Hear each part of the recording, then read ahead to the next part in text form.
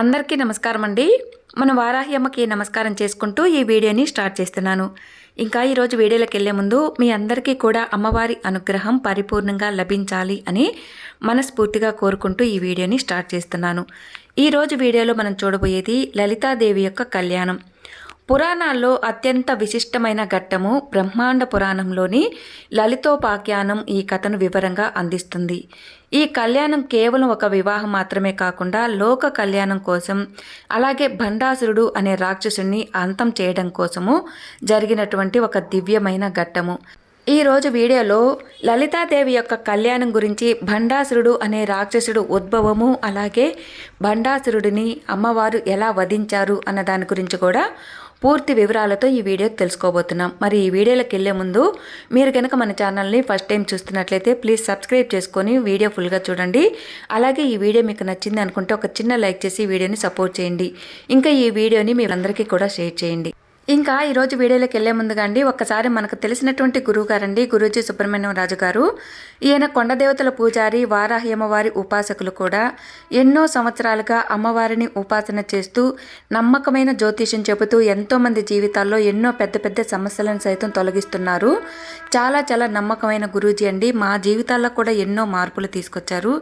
కాబట్టే ఆ నమ్మకంతోనే మీకు తెలియజేస్తున్నానండి. మీరు ఎంత దూరం నుంచైనా సరే గురువు గారిని ఫోన్ కాల్ ద్వారా సంప్రదించవచ్చు.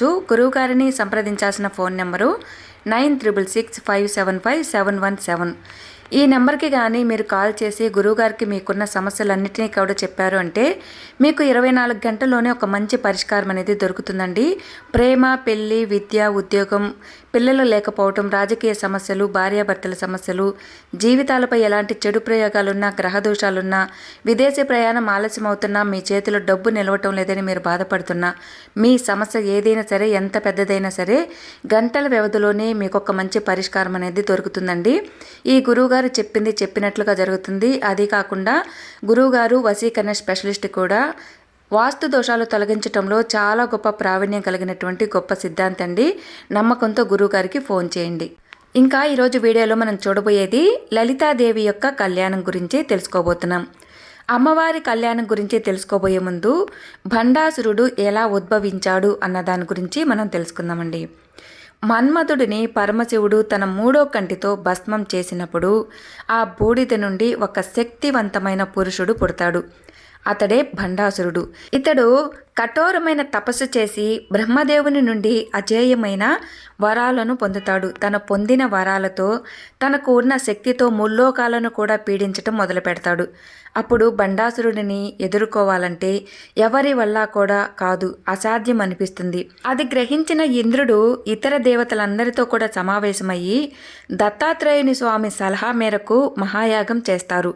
వారు తమ మాంసాన్ని, రక్తాన్ని సైతం ఆహుతిగా ఇస్తున్న తరుణంలో ఆ యజ్ఞకుండం నుండి కోటి సూర్యుల తేజస్సుతో శ్రీ లలితా త్రిపుర సుందరి ఆవిర్భవించింది. ఆ తర్వాత దేవతలందరూ కోరిక మేరకు ఆమె లోకాన్ని రక్షించటం కోసం లలితాదేవి అంగీకరిస్తుంది. అయితే శాస్త్రాల ప్రకారం పట్టాభిషేకం జరగాలి అంటే ఒక రాజు అనేవాళ్ళు ఉండాలి. అప్పుడు దేవతలందరూ కూడా పరమశివుణ్ణి ప్రార్థించగా శివుడు అత్యంత సుందరుడైన కామేశ్వరుడి రూపంలోకి ప్రత్యక్షమవుతాడు. ఇంకా విశ్వకర్మ ఆధ్వర్యంలో అత్యంత వైభవంగా లలితాదేవి కామేశ్వరుల కళ్యాణం అనేది జరుగుతుంది.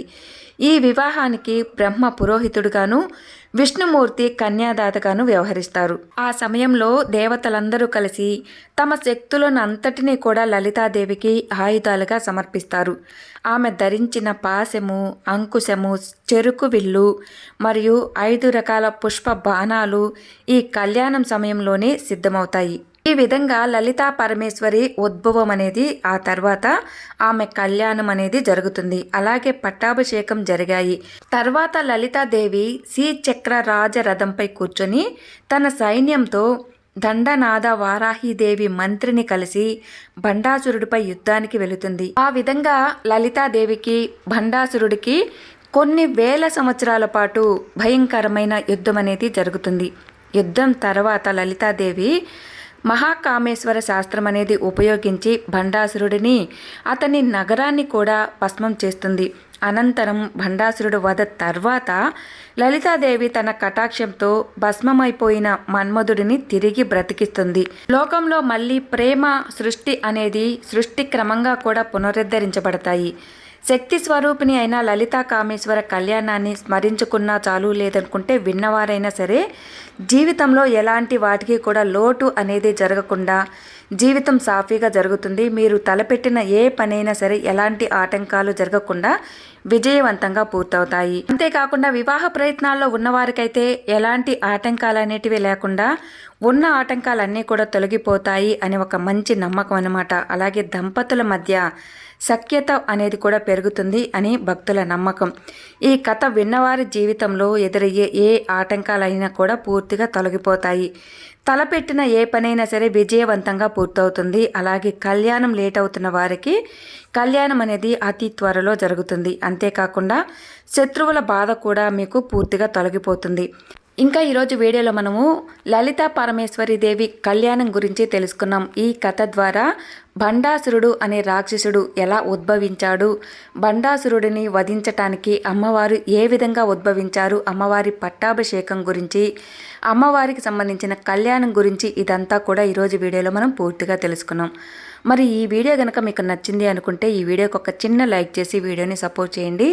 ఇంకా ఈ వీడియో మీ మిత్రులందరికీ కూడా షేర్ చేయండి. రోజు వీడియో చూసిన వారు అమ్మవారి మీద నమ్మకంతో అమ్మవారికి నమస్కరించుకొని ఓం శ్రీ మాత్రే నమః అంటూ కామెంట్ చేయండి. ఓం శ్రీ మాత్రే నమః. సర్వే జన సుఖినో భవంతు. జై వారాహి.